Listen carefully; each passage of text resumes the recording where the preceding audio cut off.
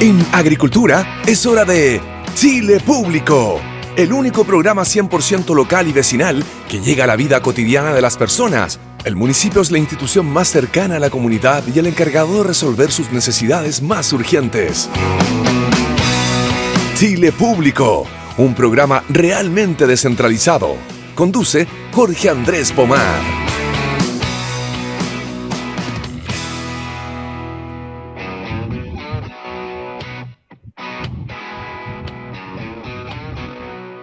Día martes en Chile Público y lo hacemos con municipios por Chile.cl, noticias realmente descentralizadas, también con la app de Radio Agricultura, que por supuesto ocupan nuestros contertulios de día martes para poder estar con nosotros y para seguir todas las noticias de Radio Agricultura. Muy bienvenida, Luz Poblete, ¿cómo estás?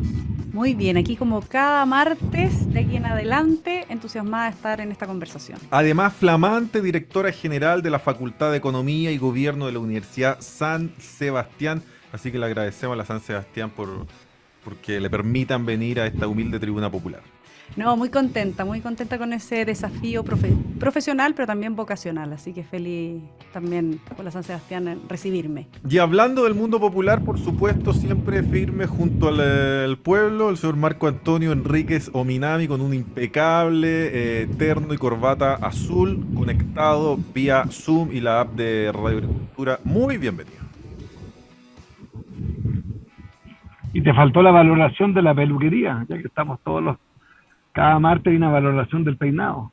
Exacto, no es un esfuerzo menor el lograr ese lindo jopo que posee ángulos difíciles de conseguir, pero muy elocuentes visualmente.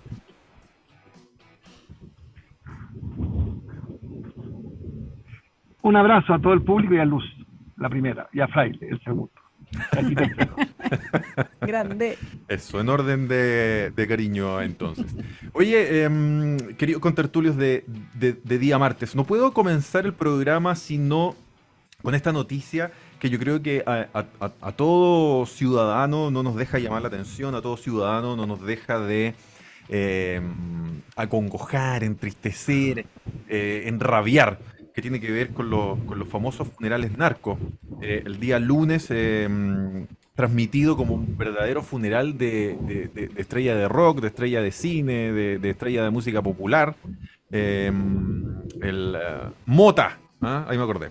El funeral del Mota en Pedro Aguirre Cerda, siendo que el cuerpo de este delincuente que murió en Roma, lanza internacional, se encontraba con arresto domiciliario. Llega su cuerpo a Chile el día viernes, recién es enterrado hoy día lunes, perdón, fue enterrado el día lunes, transmitido en vivo por todos los matinales, radios, incluida esta. Entonces, uno dice, lo lógico sería que si sabemos en lo que se va a traducir este funeral, que es una verdadera fiesta, una verdadera narcofiesta, si aterriza el cuerpo el día viernes, ¿cómo no existe un protocolo para que esta persona, no sé, se produzcan todos los oficios, que por supuesto tiene todo el derecho del mundo de que de todas maneras se hagan, pero no sé, le dan hora el día sábado a las 6 de la mañana y de 6 a 8 y ya está, pero resulta que además tenemos que ir acompañándolo con todo un cortejo de carabineros por si llegan, no sé, bandas rivales, a atacar a los familiares.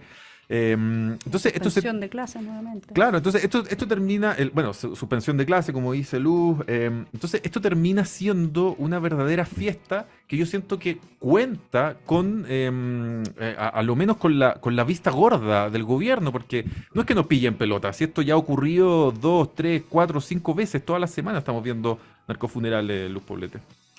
Mira, me parece insólito, a lo menos vergonzoso, tanto de las autoridades de gobierno como también la autoridad local, ¿no? Aquí hay alcaldes que también se pueden hacer cargo, hay una policía que también se tiene que hacer cargo. Si es una persona que ya era reconocida por sus delitos fuera de Chile, es insólito que no se haga partícipe también de la llegada al cuerpo. No es la llegada al cuerpo cualquier persona, ¿ah? Sino que alguien con mucho antecedente, penal en este caso, y que además, como dices tú, a beneplácito de todo el mundo y a vista gorda de todo el mundo, se paraliza una comuna porque hay estos funerales narcos. Yo creo que tiene que ya ponerse una mano firme y clara respecto de cuáles van a ser los procedimientos porque van a seguir ocurriendo. Estos se van a seguir matando entre ellos, van a seguir los ajustes de cuenta. ¿Y qué va a pasar? ¿Nos vamos a paralizar nosotros? O sea, ya el ciudadano chileno de a pie está encerrado y se autoencierra, ¿no? Con las alarmas, con cercos eléctricos, con púas, con pasajes, con lo que sea para se encierra temprano, literal, trata de llegar lo antes posible para no encontrarse con la delincuencia, con el riesgo de algún crimen, de alguna bala loca, de algún narco, de algún funeral, de lo que sea.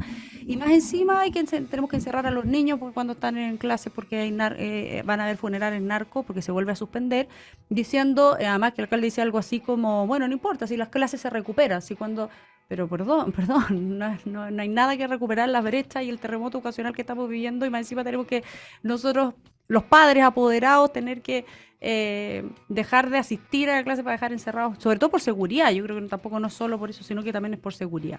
Entonces, la verdad me parece indignante que frente a la muerte de un narcotraficante o alguien con antecedentes se produzca la paralización de una comuna, y creo que en eso se tienen que poner las pilas todas las autoridades, no solamente el gobierno, yo creo que también las autoridades locales y la policía, no es que yo digamos, como el protocolo. Ropa No. al alcalde, pero objetivamente el alcalde, salvo el pataleo, no tiene mucha facultad respecto al funeral, en términos de orden público. Claro, pero la llegada, como dices tú, igual tiene que haber una coordinación, Jorge. Yo creo que acá, si bien la responsabilidad cabe sobre las autoridades, tanto judiciales como ejecutivas, no sé, digamos. Pensando en la delegada presidencial. La delegada, finalmente. finalmente ella es la que tiene el tema de la seguridad pública, pero creo que tiene que ser en coordinación también con las autoridades locales, para permitir que esto fluya de otra manera y efectivamente se ponga orden a esta situación. Porque que ya se ha repetido. imagino en un lugar vulnerable, con población vulnerable, como ocurre precisamente en Pedro Aguirre Cerda, comuna que no fue priorizada, Además, en palabras no está de la ministra Toá, bueno, pues que ellos no tienen menos de 10 homicidios. Sí, pero uno pensaría que debiese ser más o menos proporcional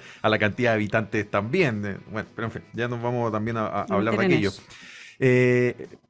Pero uno tendería a pensar que en esos lugares un chiquillo a lo mejor de 12 años, 13 años, claro, esto resulta atractivo. El narco termina a un nivel tal vez similar, ¿no es cierto?, de un cantante popular de cualquier género. Entonces, tanto como se muere, como la vida finalmente que lleva en el blim blim, las luces, las lucas. Y termina siendo casi que un incentivo. Resulta mucho más choro probablemente ser narco en esos lados que ser el Perkin que va al colegio. Así es, y por eso hay que hacer un tratamiento un poquito más amplio y profundo. Yo creo que estas son solo señales, son como los síntomas que tiene el problema profundo que tenemos con el narcotráfico en los barrios, no solamente del Gran Santiago o de las zonas vulnerables, sino que a lo largo de Chile también. Y creo que eso sí amerita una política más de Estado para no solamente la contención y el enfrentar la situación que vivimos con los narcotraficantes, sino que también en torno a lo atractivo, como dices tú, que se le hace a jóvenes de que ven en este espacio del narcotraficante un espacio mucho más de desarrollo económico o de atracción como del ambiente, de lo que ellos suplen, dado los vacíos probablemente de su contexto y sus vínculos familiares. Ahí yo trabajé harto con temas de poblaciones vulnerables a las drogas y el alcohol en términos de sus contextos familiares, los factores protectores, los factores de riesgo, y creo que ahí hay mucho que hacer y estamos al debe con no solamente la contención de este problema del narcotráfico y todo lo que encierra socialmente, sino que también en su prevención y hacer de otras cosas algo más atractivo.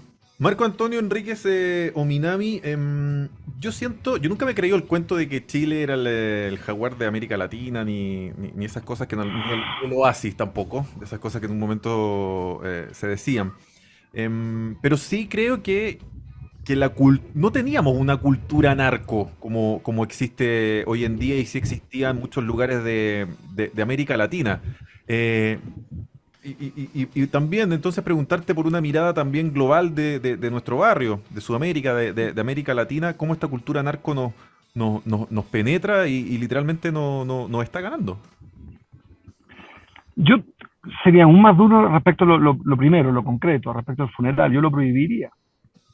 Punto y coma. O se acabó. Porque creo que, sobre todo que a veces, y es lo fascinante que es la política, el arte del sentido, y cosas que parecen completamente imposibles, sí son posibles. Cerrar, que impedir un funeral, punto. No veo, en pandemia, el presidente Piñera tuvo, el pobre, me acuerdo que había ido con una tía más, y casi lo crucificamos todos. ¿Cómo fue? No me acuerdo, ¿te acuerdas Murió que un pudo ir a ver a Bernardino sacerdote, Piñera? se murió un Claro, sacerdote, el claro. tío de él, y tuvo derecho a ir, me acuerdo, eran 3 personas, y el pobre se le ocurrió ir con un sobrino más, casi lo queman en la plaza pública. Yo en eso soy mucho más duro, sería concreto, es no al funeral, punto. Hubo pandemia, se reguló, bueno, ahora hay otra, me carga la demagogia, pero una suerte de segunda pandemia. Fíjense que, claro, una vez más. ¿Está Marco? Sí. Fíjense que una vez más. Acá estoy. Sí, nos vemos entonces enfrentados a este tipo de cuestiones que, como decía Luz, además siguen ocurriendo. Entonces cuesta entender que de parte de la delegación presidencial, de parte del Ministerio del Interior, no exista un protocolo a fin de una política pública corta respecto a cómo actuar finalmente en este tipo de cuestiones. Marco dice, bueno, se prohíbe y ya está. Bueno, que puede ser una opción. Pero como que no existe nada, no existe ningún plan contingente cada vez que ocurre un funeral narco, que son literalmente todas las semanas.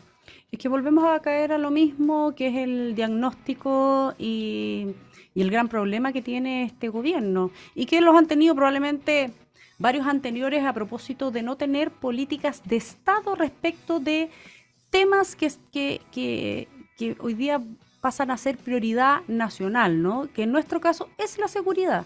Y es la irrupción y la aberración que va provocando el crimen organizado, y llamarlo por su nombre. Por lo tanto, no puedes contener una situación si es que no la llamas por su nombre.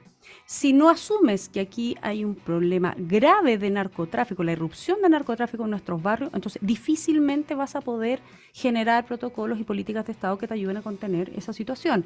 Lo mismo con el terrorismo en ciertos lugares, ya sabemos, macrozona sur, y lo que pueda estar pasando con la migración descontrolada del norte de nuestro país, que también atrae otros problemas. Entonces, si no pones las cosas con su nombre, si no asumes que eso existe y que está trayendo consecuencias graves a la seguridad pública de nuestro país, por lo tanto, la estabilidad en ese sentido, y no asumes que tienes que desarrollar políticas de Estado donde dejas fuera tu propia ideología respecto de lo que significan protocolos de seguridad, y no confundir eso con como la restricción de las libertades, que también no deja de ser, ¿no? A propósito de las nuevas leyes que se están dictando y actualizando, porque uno vive como de la contingencia y uno se pone a dictar leyes contingentes y no pensando a largo plazo, y como te decía yo, más que políticas públicas que tengan que ver con un gobierno en particular o como una contingencia, es tomarlo como más a largo plazo y hacer un trabajo más en ese sentido. Pero hay que actuar ahora ya, pues, Jorge, o sea, porque ya todos los ejemplos, ¿qué más tiene que pasar? Era un poco lo que pasó con las leyes de la agenda de seguridad, que estaba estancada, que estaba paralizada, que había sido rechazada por este mismo gobierno cuando eran parlamentarios, y tuvieron que asesinar a 3 carabineros en 23 días para poder atinar a sacarlas adelante, decir, oh, sí, parece que tenemos un problema de seguridad grave, ¿no? O sea, tuvo que pasar que los sicariatos, que los asesinatos, que los mismos funerales narcos, para decir, oye, sí, parece que tenemos un problema acá, vamos a tener que ponernos las pilas en este sentido, algo que no estaba ni siquiera en el programa de gobierno de Boric, porque recordemos que el tema seguridad no estaba en ningún apartado del programa de gobierno, lo cual se tuvo que hacer cargo llegando, con todo lo que pasó con Izquiasiste, ya lo sabemos, en su pasada por la macrozona sur, también esperando de que aquí no estaba ocurriendo nada, etcétera, etcétera. Entonces, políticas de Estado, ahora ya, políticas públicas de seguridad con el Ministerio y las delegaciones, como tú dices, que se hagan cargo de eso, y efectivamente avanzar en tanto la agenda legislativa como también ejecutiva en esta materia. Fíjate que en ese sentido ha existido hoy una correlación de conceptos que no tendrían por qué estar juntos, pero por las por cómo, claro, por las circunstancias que hoy día se están dando en nuestro país, están juntos, que tienen que ver seguridad, delincuencia e inmigración. Hay algunas regiones de nuestro país, Tarapacá, Arica y Parinacota, por ejemplo, en donde la población penal la población penal extranjera excede el 30-40%. Y eso son cifras, en verdad, que dan cuenta de que sí existe una correlación entre el inmigrante, el 90 y tantos por ciento de las veces ilegal, ¿no es cierto?, y delincuencia. Durante la semana, José Antonio Kast incluso propuso que creáramos una especie de campo de detención, no sé si es exactamente la palabra, pero un lugar físico, ¿no es cierto?, donde todas las personas que llegan a Chile de manera ilegal fueran puestas o detenidas, literalmente. Que existe algo parecido en Estados Unidos, con todo el drama familiar que eso ocurre, tomando en cuenta que hay también muchas veces hay menores de edad, incluso lactantes. Entonces, ¿cómo aproximarse finalmente a esa idea? También algunos señalan que no solamente en caso de que una persona cometa un delito, que ahí como que adquiere todo el sentido del mundo, pero una persona que está en Chile de manera ilegal, sin haber cometido delito alguno, también en el fondo sea detenida. ¿Cómo abordar finalmente esos conceptos? Pasan varias cosas con el tema de la migración. Primero, que las relaciones causales las encuentro bien delicadas y bien peligrosas porque no es real y no es verdad y los datos no lo demuestran así, que toda persona que llega como inmigrante, y ahí te voy a hacer una salvedad porque a mí me la han hecho, la distinción de quienes llegan ilegal y qué es lo que es irregular. Ujú. Porque a veces tú no llegas de ilegal por la intención, con la voluntad de llegar ilegal, sino que es porque, por ejemplo, saliste de Venezuela, no te dejaron actualizar tus papeles, no te dejan Sí, claro. salir, ¿me entiendes? Entonces, como que hacer primero la No, distinción o entre lo entraste por el ilegal y regular. Entraste por el aeropuerto, dijiste que venías de turismo y en realidad te querías quedar y te Porque, quedaste. Ok, claro. claro. Pero estamos Sin hablando entender, claro, Yo quiero el hablar de la concepto. persona más que eso, porque la persona que pasa por el aeropuerto, a lo menos queda algún registro de que la persona ingresó al Entró. país, de que viene con un documento, si no, no puede entrar al país. Pero el problema se da con el resto de los angelitos llega- de Dios que llegan por que la frontera, que pasos de irregulares. nuevo, tampoco podemos hacer una causalidad de todos los que llegan por la frontera, a veces son familias completas. A mí me tocó estar por temas no solamente laborales, sino que también familiares, pasar harto por Tarapacá. Mi hermana vivía allá con su familia, y cómo ve, y tú lo vas a ver, y son hordas de gente caminando por las carreteras con familias completas. O sea, con niños pequeños, con guaguas, ¿te fijáis? Que tú ves que son familias, que probablemente no es que vengan a delinquir ni a cometer un crimen, y han entrado por la frontera igualmente ilegal o irregular, y lo están pasando mal, humanitariamente mal. Entonces, primero, ¿cómo hacer esa distinción? Dicho eso, es cierto que quienes llegan de forma sin documentación, yo creo que aquí tenemos una falta. Yo quiero bien apelar al sentido común. O sea, primero hacer que quienes llegan sin papeles, tienes que retenerlas, no detenerlas en el sentido policial, sino que como... ¿Cuál es la decir- diferencia entre detenerla y retenerla? Claro, es que para mí la detención como oficial es porque tú hiciste algo intencionalmente malo, negativo. Ahora, pasar la frontera, tú decís, sí, pues, es malo y negativo porque no está dentro de las reglas nuestras, pero un poco para levantar la situación de quienes llegan a nuestro país. A veces no tenemos la capacidad. Ok, porque está retenerlas. claro, que el retenerla es... En ¿Quién el es fondo- usted? O sea, no viene con ni un papel. Ese papel que viene obsoleto, digamos, porque no tiene la vigencia que eso, pero por lo menos saber quiénes son, quién es tu grupo familiar, muéstrenme alguna documentación, porque hay algunos que vienen indocumentados.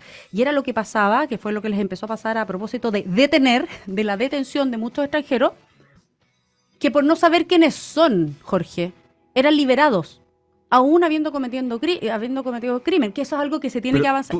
tú te das cuenta que, y ojo, que quiero ser un poco abogado del diablo. Sí, por favor. Pero, Sí, es un tema muy pero complejo. finalmente, ¿cómo hago para retener una persona que a lo mejor no tengo idea cuánto tiempo me voy a demorar en demostrar o en saber a ciencia cierta quién es?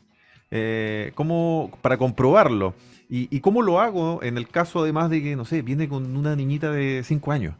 Entonces, ¿cómo hago para retenerlos?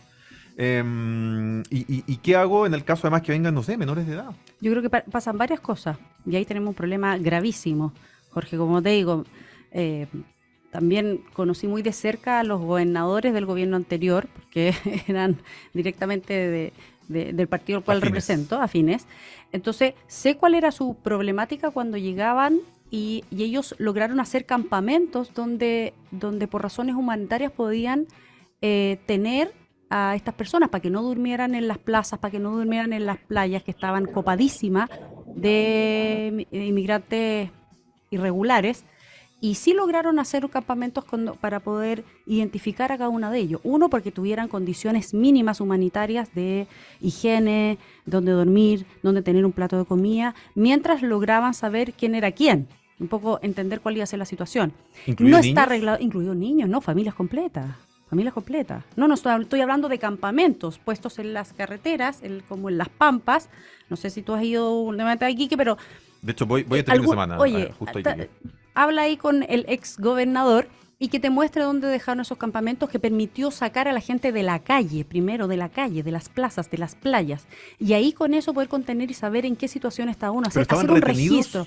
No, era un registro. O sea, si no. alguien se quería ir, se iba. Sí, se podía ir. Ahora, lo que no estaba era la amenaza de que fueran devueltos, expulsados porque sí, sino que tratar de facilitarles un poco el entender y hacer el registro primero y luego de entender por qué estaban en esa ciudad y ahí ver caso por caso. Ahora, eso requiere de una dotación de personal y funcionario no menor y de una intención de tratar de contener la situación que se está viviendo, que no es el caso de ahora, que está mucho más desatado y hay una cuestión de solamente retener y que estén las Fuerzas Armadas ahí. Yo creo que implica cierto orden, implica mayor dotación para que los carabineros no estén solamente en eso. Los únicos que pueden detener son los carabineros, no es las Fuerzas Armadas, pero sí un poco calmar la situación, pero otra cosa son las razones humanitarias y otra cosa es la regularización. Y lo tercero, y con esto voy cerrando, por si quieres hacer otra pregunta, es, bueno, ¿qué pasa si no logro identificar quiénes son? ¿A dónde los devuelvo? Porque no puedes tener gente... A lo mejor ni siquiera tengo certeza de su domicilio, de su nacionalidad. Exactamente. Entonces, ¿qué pasa con, Agua con un internacional, ente? vamos. Claro, ¿y a dónde los devuelvo? ¿Al desierto abierto y que se devuelvan al supuesto lugar de origen? ¿Qué pasa con eso? Entonces, creo que es un limbo no menor, Jorge, porque yo fuera de los criminales, los delincuentes, que ahí estoy en un problema y algo están, de hecho, la ley va, o sea, que se tengan que devolver a donde ellos registren que se devuelvan y un poco hacerle el seguimiento, la conexión para saber de dónde están, porque primero no podéis dejar a alguien libre que ha cometido delito. Libre, Claro. porque así lo están haciendo. Lo lógico sería que a lo mejor cumpliera la sanción en Chile y luego... Mientras sea devuelto. averigua dónde está para poder expulsarlo, literalmente expulsarlo, si hablemos las cosas como son. Pero ¿qué pasa con esas familias que no tienen esa documentación? Familias que no vienen a delinquir, pero sí están haciendo algo ilegal, como pasar una frontera sin documentos. Entonces, Marco Antonio no menor. Enríquez Ominami, volvemos contigo y que aprovechando que volvió la conexión.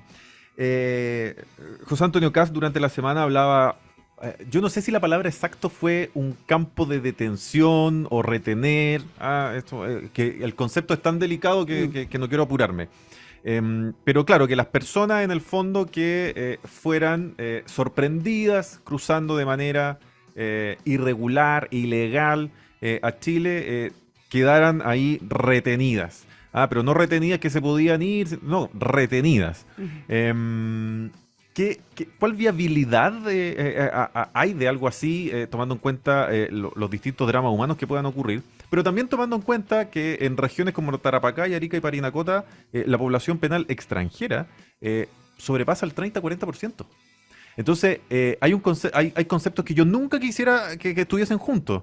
Pero lo cierto es que seguridad, inmigración, delincuencia, hoy en día lo estamos comentando al mismo tiempo.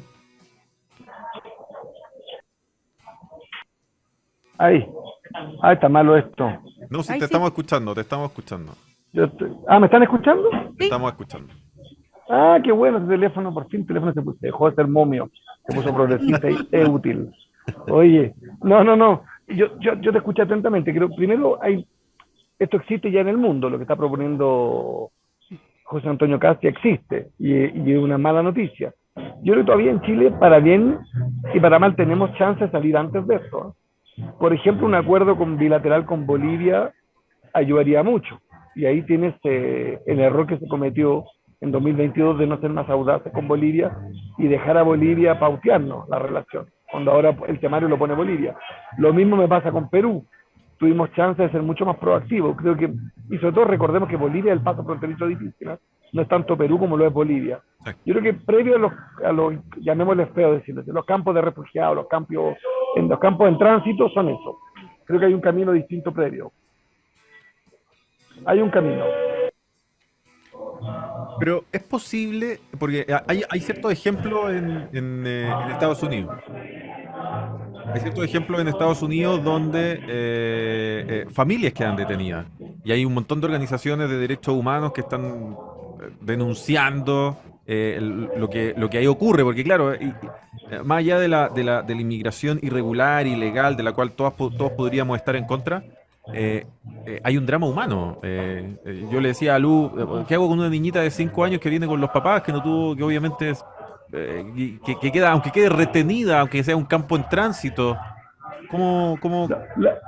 El derecho internacional abordó esto, ¿eh? El derecho, en eso hay una regulación.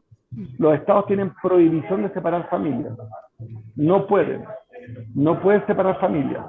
Y es toda la controversia, porque después hay gente con malas intenciones que utiliza a los hijos para poder avanzar en la inmigración, pero eso está regulado, hay prohibiciones expresas. Y la pregunta es, ¿qué es primero? ¿Respetar los tratados internacionales o buscar una solución práctica? Yo creo que las dos cosas no son contradictorias, pero tampoco soy cínico, sería hippie en este programa decir es perfectamente posible. Lo más difícil que hay, las potencias del mundo caen en las peores contradicciones. Francia está con gran acuerdo, fíjate bien, gran acuerdo con Inglaterra por el tema de la inmigración en mejorar lo que se llama un campo de tránsito, que periodísticamente con facilidad lo podría transformar en una cárcel, ¿eh? Y tú ves las rejas en prohibición de movilidad. Yo creo que lo que hay que hacer sí son acuerdos multilaterales. América Latina tiene la ventaja del desastre. El desastre tiene una ventaja, que puedes organizar.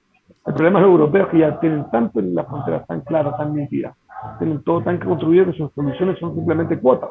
Ya están en la lógica de las cuotas. Esa es la batalla que tiene, la batalla política. Los seres humanos son tratados como cuotas, como cardumen. Ya tú te llevas 1 millón, yo me llevo otro millón, no, yo no quiero 1 millón.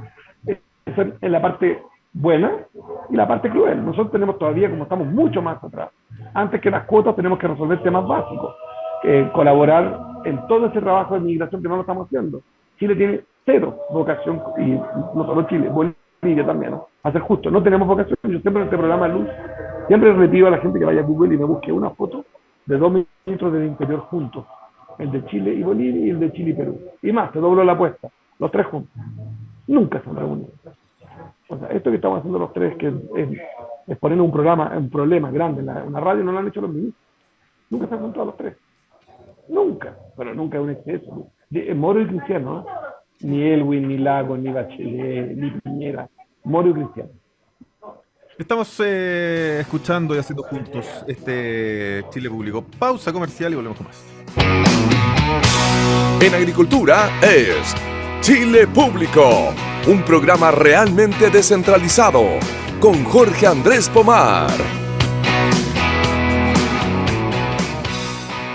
Municipios por Chile, noticias realmente descentralizadas. Municipios-por-chile.cl, el único diario digital de noticias 100% locales, 100% municipales. Descarga la app de Radio Agricultura y podrás escuchar este y todos nuestros programas desde cualquier lugar de Chile y el mundo como se hace. Muy fácil, en tu celular ingresas a Google Play o Apple Store, escribes Radio Agricultura, descargas el listo con la app de Agricultura, siempre estaremos contigo, donde quiera que vayas. Luz Poblete, Marco Antonio Enríquez Ominami comparten la tribuna popular aquí de Radio Agricultura este día martes. Oye, queda nada para este 7 de mayo, en una elección que no convence a nadie, donde incluso ciertos diputados oficiaron al gobierno para que por favor algo haga, para que la población se entere de que tenemos elección este 7 de mayo. Creo que la noticia más cercana que apareció fue Ricardo Lago apoyando a Jaime Rabinet, que de hecho va en cupo Evópoli, pese a que él ha dicho que su mundo es más amarillo, es más demócrata, pero va en cupo Evópoli. Más que la elección en sí, la franja no... Pese a que no ha tenido mal rating la franja, 31 puntos, 32 puntos, a estos tiempos de tele, además es bastante, no es poco. Pero todo indica que además, al parecer, hay un diseño político intencional de que estos temas más contenido, pese a que hay un voto obligatorio. Porque todo dice de que el gobierno parece no le va a ir nuevamente tan bien y va a tener una derrota electoral importante nuevamente, a propósito de lo que ya ocurrió, ¿no es cierto?, en septiembre pasado. Si no han pasado 8 meses. No ha pasado nada. Y es cierto, esta campaña ya se auguraba, yo creo que ya lo habíamos conversado en este mismo programa con Marco, contigo, de que no estaba aprendiendo. Uno siempre tiene la esperanza con las campañas electorales, especialmente cuando son de personas que las 2 últimas semanitas, y estamos en las 2 últimas semanas, quedan solo 2 semanas para una de las elecciones más importantes, y efectivamente yo creo que es un gobierno que no ha querido darle ninguna ínfula a esta campaña. Primero en la aprensión o en el temor de que vaya a aprender y que ahora le pase todo lo contrario, ¿no? Lo que no le pasó a la centro derecha en la convención anterior, que tuvo solamente 37 convencionales en los 155, no logrando nada para poder ni conversar, ni dialogar, ni acordar, ni mucho menos negociar, ni nada, y pasó lo que pasó. Es que hoy día se dé vuelta un poco la tortilla, pensando mucho que le puede ir mejor a la centro derecha o a la derecha incluso más radical, representada por republicanos, y a la derecha populista representada por PDG, que para mí son 2 derechas distintas, al menos a la que yo represento junto a Chile Vamos, y creo que eso puede ser un problema, porque puede quedar descompensado con personas que no le creen al proceso y que también le hacen un favor a una extrema izquierda, y hablo del Partido Comunista, que tampoco le cree al proceso, porque no va a quedar en contenido probablemente en lo que ellos esperaban con el primer proceso. Y yo soy de las que sí quiero creer en este proceso, quiero que se cierre. La sobriedad no es que le haga mal, pero una cosa es la sobriedad y otra cosa es el desencanto o como la desidia con este proceso de no ir a votar. Más allá de que sea el voto obligatorio, al final no logremos tener un buen grupo de consejeros que, junto a los equipos que ya están trabajando en el anteproyecto y de que van a acompañar en este proceso, no termine con un plebiscito, ojalá con una mayoría no menor, para darle validez a lo que será una próxima constitución. Y yo creo que al gobierno tampoco, y ahí me encantaría escuchar a Marco, ¿verdad?, que si fracasa este proceso, se le pone bien cuesta arriba también gobernar al presidente Boric, porque si este proceso no lo logramos ver como algo transversal, como algo que necesita Chile para cerrar este ciclo constituyente, se le va a hacer muy difícil al presidente Boric gobernar el resto de los años que le queda, y por supuesto que también a la oposición, porque al final no es cerrar un ciclo que va a seguir abierto y que va a seguir siendo un ruido, una mosca en nuestros oídos, porque no sé si van a poder abrir de nuevo un tercer proceso. O sea, no tenemos más excusas para cerrar este proceso, Jorge. Eso es lo que te quiero transmitir. Entonces, yo no estaba preocupada porque estaba esperando que quedara las 2 últimas semanas un poco justificando si las últimas 2 semanas va a aprender, y no veo que esté pasando, y eso sí me preocupa para la validez y la legitimidad del proceso completo y obviamente del resultado, y por supuesto de un plebiscito de salida que nos podemos encontrar con otra sorpresa que no le haría nada de bien al sistema democrático chileno. Marco Antonio, es la elección más fome de los últimos años, y además usted que sabe de remontadas ahí en la última semana. Yo creo que te dan una semana más y te acercáis al 15. No es broma. No, en verdad. Yo te agradezco, eres cariñoso. Yo también creo, pero las elecciones son un día que no se cambia y no fui capaz de llegar. Error mío. Yo creo que la elección es patética porque el momento es patético, porque es el segundo proceso. Y yo espero, igual que Luz, igual que tú, que en los últimos 10 días, y puede ocurrir, ¿no? Tú sabes que hace 20 años el 10% de los electores decidían su voto en la fila de espera. Hay diferentes estudios que demuestran que ahora es el 30%. O sea, gente que se levanta, toma la micro y llega al local de votación y en la fila decide cómo votar. O sea, exacto. Es muy frágil. Yo creo, eso sí, que somos gente, todos los que escuchan esta radio, y gente de sentido común. Es patético, ¿no? Del segundo proceso. Y espérate, te queda el plebiscito de salida. O sea, no es que tú elijas y dices, bueno, ya, hagan lo que puedan con la gente que yo elegí. No, es tan patético que estamos en un híbrido entre democracia representativa, elegir a alguien para que te represente, pero igual después democracia directa, para que yo, Marco, yo Luz, yo Jorge, yo decida si sí o si no al texto. Ese híbrido, a mi juicio, es una contradicción, porque a mí me gusta la democracia participativa, pero no 4 plebiscitos, no sé cuánto, en 2 años y medio, por una misma pregunta además, porque aprovecha los plebiscitos para preguntar fin de la FP, pregunta el tema de la inmigración, por ejemplo. Preguntémosle al país en materia de seguridad, pero no, la pregunta va a ser, vamos a hacerle 3 veces la misma pregunta a los chilenos, con recursos públicos. ¿Quiere usted una nueva constitución? ¿Sí o no? 3 veces. En un plazo muy corto. Entonces creo que es patético y hay que hacerse cargo. Fracasamos todos, en eso yo también me incluyo, aunque no tuve ningún protagonismo ni en la anterior ni en esta, pero también soy parte, porque tengo un privilegio, tengo el acceso a esta radio, y no fui capaz de convencer o de mejorar el texto a través de esta radio y de otras tribunas, y Luz también, no fuimos, somos dirigentes nacionales, tenemos este privilegio, no lo tienen todos los chilenos, estar en la radio agricultura, y no fuimos capaces, se nos cae a todos la autocrítica.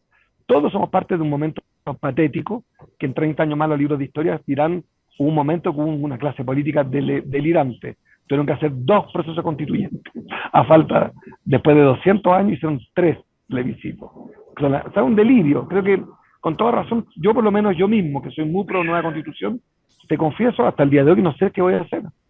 Ya veo amigos míos muchos llamando a votar nulo. A mí no me gusta el voto nulo, no me emociona, no me convoca, pero la tengo muy difícil, no me conmueve el proceso y no sé mucho cómo votar. Como el presidente Lago, ¿ah? Puede ir ahí a votar a lo mejor por Rabinet. Yo tengo un lado momio, pero no me alcanza tanto, porque me gustan los momios liberales de verdad. Puede ser Gloria Hood, entonces. No. Si es por liberar la Gloria. ¿Ah? Se me costó la señal. Oye, el otro día vi un sketch tan bueno, esto para los televidentes, no para los auditores, que los tipos chantan que te quedas fijo y así como que te quedaste fijo en la pantalla, para que creen que se te cortó la señal. Que cosa genial. Había un tipo que estaba, te invento, en alguna chanchullo, y creo que la mujer y el tipo es así como que se queda fijo. Eso voy a hacer ahora en el programa. Mudo, fijo. Oye, queridos contertulios, los minutos que nos quedan también para conversar brevemente de un poco la decisión del Partido Socialista de sacar de la presidencia, no, va a continuar la presidencia, de ponerla en el Senado más bien, a su presidenta, ¿no es cierto?, la señora Bodanovich, y Álvaro Elizalde, que asumió entonces en Sexpress. Yo siempre he desconfiado de esto de que la gente que eligió finalmente, o en este caso Álvaro Elizalde, no tenga ninguna prerrogativa a la hora de poder elegir quién lo sucede. Bueno, de partida me parece a mí un drama sacar a los alcaldes, a los senadores para que se vayan al gobierno. Yo lo prohibiría constitucionalmente. Pero si está hecho, las famosas elecciones complementarias, ¿por qué no existen en Chile? ¿Qué razones hay positivas para no tener elecciones complementarias? Hay elecciones complementarias en la historia de Chile famosas. Marcos se acordará como el Naranjazo, ¿no es cierto?, en los 60. Entonces, que anticipó lo que venía, tal vez el triunfo de Salvador Allende. Entonces, preguntarles a ustedes, mucha gente del Maule decía, mire, yo tengo la mejor opinión de la señora Bodanovich. Parece una señora ponderada, dialogante, una dama, lo que usted quiera. Pero no tiene nada que ver con el Maule. Absolutamente. No sé si ha estado en Talca. No sé si se ha comido una torta curicana. No sé si ha ido a comer plateada al Colo-Colo ahí en Romeral. No sé si será hincha al Rangers. Entonces, claro, cuando hay tan poca relación y es una afiliación estrictamente política, parece a esta altura en que efectivamente pedimos mayor representatividad, que la clase política esté más conectada con la gente, parece bastante impresentable que los partidos sigan poniendo a dedo finalmente a representantes populares. Bueno, ahí me pasan varias cosas. Primero, la desesperación del gobierno, que siempre estuvo en contra de que gobiernos anteriores, ellos mismos decían que era terrible sacar a un ministro a un parlamentario para ponerlo dentro de su ministerio. Para variar salió un tuit del presidente Boric cuando Bachelet sacaba gente del parlamento y decía, pero por favor, ¿qué celebran si nos está tapando la concertación de nuevo? Exactamente, y aparecen todos esos que siempre Marco se ríe y dice, mira, por la boca por el tuit muere el pez. ¿Ah? Creo que eso es lo primero. Dicho eso, ya ocurrió. Claro, hay que arreglar muy bien si es que esto va a seguir ocurriendo. Primero saber si es bueno que los parlamentarios, que son electos popularmente, o sea, es la única elección así representativa, directa, ante los Es un alcaldes, los mandato concejales, popular. es un mandato popular, es gente que vota. Si bien esa persona, al menos en el sistema que tenemos, representa a un sector político o un partido o una coalición, los pactos, ¿verdad? Veremos si después la Constitución eso cambia, pero exceptuando la convención anterior, así es como votamos. Votamos por un pensamiento, pero a la vez por una persona que representa un territorio, ¿no? Es muy raro pensar que quien lo reemplace. Yo también tengo la mejor opinión de Paulina Bodanovich. Creo que en términos de mérito, entre Michelle Bachelet y Paulina Bodanovich, o sea, ella es la presidenta del partido, ha estado todo en estos procesos, obviamente está mucho más conectada con la contingencia política y con lo que pasa en el Congreso, porque uno, el rol de presidenta es estar muy conectada con lo que está pasando, especialmente los que no hemos sido parlamentarios, ¿no? Y que tuvimos ese rol. Pero por otro lado, tú tienes razón. Yo creo que debieran haber requisitos para quienes van a ser reemplazos de que al menos represente la misma región, el mismo territorio, ¿no? Y en eso, ya sea porque corra la lista quien fue el compañero de lista del momento, o alguien más que represente, porque al final tú estás ahí como senador o como diputado representando un territorio en particular, los intereses, las necesidades, los dolores, las esperanzas de un territorio en particular. Entonces, ¿para qué nos hacen votar si después van y nos cambian y ponen al... Ya suficiente con el cuoteo, con el amiguismo que ocurre en los gobiernos, ¿no? Cuando tú sacas a todos y pones a todos los que te interesa, más que por vocación, por mérito, por trabajo, por trayectoria, por experiencia. Ya nos falta eso, mucho nepotismo, mucho amiguismo, y eso sabemos, no nos vamos a dar la suerte entre gitanos, ocurre en todos los gobiernos, más encima que ni siquiera te dejen representar a alguien de tu territorio. Entonces yo estoy de acuerdo contigo, Jorge, y estoy de acuerdo con los maulinos de que aleguen diciendo no nada personal con Paulina Bodanovich, tiene todo nuestro respeto, y como presidenta quizás lo ha hecho súper bien en un momento súper complejo, pero otra cosa es que no represente en el Parlamento. ¿Cómo es la experiencia en el resto de nuestros países amigos? ¿Y por qué crees tú la clase política le tiene tanto miedo a una elección complementaria?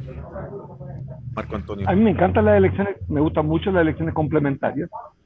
Después lo que dice Lu, yo lo comparto completamente. Es normal el enojo a la gente del Maule. Al mismo tiempo no tenemos un sistema sano político, es que debería ser un sistema de listas, en que el partido, en el buen sentido de la palabra, te propone, te elige y también dispone de tu cupo, de tu cargo. A mí me parece que es lo correcto. Una democracia sólida requiere intermediarios. Los intermediarios son los partidos. Yo que fui uno de los grandes discos, los reconocidos, yo debo sí establecer con toda sinceridad que el sistema político nuestro es malo en eso, porque permite el caudillismo improductivo. En Francia yo tengo una amiga diputada, me contaba que el jefe de bancada te autoriza a presentar proyectos de ley. O sea, que si quieres presentar un proyecto de ley, el jefe de bancada te autoriza. Y es la democracia probablemente una de las más estables, más robustas del mundo y de la historia de la humanidad, y es considerada democrática. A mí me gustan los sistemas fuertes, con instituciones fuertes. Creo que esto se presta para cualquier cosa. Creo que Paulina es una buena tipa, pero bueno, es pecadora en tanto acepta eso. Pero bueno, es el sistema y es legal, como ella misma dijo. No es muy elegante, no es muy noble, no comienza bien su carrera en el Congreso. A mí más de una vez yo he sido crítico de eso. Tienen derecho a aceptar como a rechazar también. Pero bueno, cada uno hace lo que quiere y no ha cometido ninguna ilegalidad, no hay ninguna inmoralidad, no es un acto no democrático, pero no es muy poético. Uno llega a las instituciones democráticas. Sí, uno llega a la elección al Senado, llega electo, uno no llega designado. Pero bueno, es otra lógica y bueno, así que yo me quedo con la Luz Poblete y sus reflexiones. Y me tengo que despedir. Le mandamos un abrazo a Marco Antonio de algún lugar, no vamos a decir dónde, pero de algún lugar se conectó para estar aquí en el día de hoy aquí en Chile. Besos. Besitos. Abrazos. Chao. Oye, y también aparece otro tema, porque cuando tú eres electo no solamente representas un territorio, sino que yo también te decía que por ahora son los partidos políticos y los pactos políticos quienes te dan ese cupo, ese espacio que lo ganaste con votos populares. ¿Qué ocurre también en una figura medio de limbo? Porque lo digo porque a Bópoli le pasó, es cuando tú sales electo y renuncias después al partido y sigues teniendo ese cargo por 4 años, incluso 8 años en el caso del Senado. Y es como decir, perdón, nosotros como partido te dimos el cupo, tú como representas un conjunto de ideas, de Sí. convicciones, Y de también principios, debiese de regular, leyes. tener alguna Entonces, regulación. exacto, o sea, ¿qué ocurre en ese caso? O sea, si ella renuncia al partido o esa persona renuncia al partido, ¿qué debe pasar? ¿Debe renunciar también a su cargo? Hoy día son inamovibles los cargos de parlamentario, excepto por el llamado al Ejecutivo y enfermedad grave, pero con peligro de muerte, digamos, casi que enfermedad terminal. Ni siquiera tampoco por otras razones. Entonces, hay varias cosas que a propósito del caso de Paulina Bodanovich, pobre, va a tener, se levantan estos otros fantasmas respecto de nuestro sistema Incluso podría darse el caso, político. en partidos también hay fricciones internas, entonces puede ser, no sé, imagínate que se va y RN tenía que elegir entre Chaguán y Mario Desbordes. Representan cosas distintas. Exacto. Representan cosas distintas. En el Partido Socialista también, o sea, hay un montón de facciones, la Nueva Izquierda, la Grande Alameda, los guatones, la Democracia Cristiana ni hablar. Entonces al irse esa persona, no es solamente al territorio, sino que a Exacto. nivel político, dentro del partido es un problema. Es un tema.